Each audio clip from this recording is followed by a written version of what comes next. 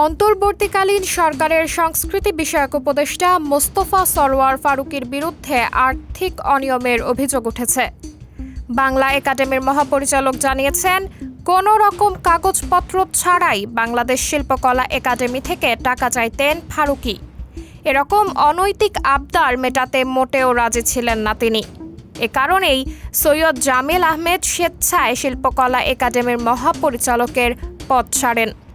এই পটভূমিতে উপদেষ্টা ফারুকী দাবি করেছেন, মহাপরিচালকের অভিযোগ সত্য নয়। অন্তর্বর্তী সরকার গঠনের 7 মাসের মাথায় এই প্রথম কোনো উপদেষ্টার বিরুদ্ধে আর্থিক অনিয়মের অভিযোগ উঠেছে। গেল শুক্রবার সন্ধ্যায় নাট্যোৎসবের সমাপনী অনুষ্ঠানের সভাপতির বক্তব্যে সৈয়দ জামিল আহমেদ আচমকাই পদত্যাগের ঘোষণা দিয়ে চমকে দেন উপস্থিত সবাইকে।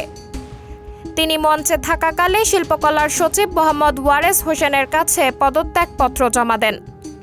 মহাপরিচালক তার বক্তব্যে সরাসরি সংস্কৃতি বিষয়ক উপদেষ্টা মোস্তফা সরওয়ার ফারুকীর বিরুদ্ধে শিল্পকলা একাডেমিতে অযাচিত হস্তক্ষেপের অভিযোগও তুলেছেন। সাবরিনা জলিল, সবার কথা।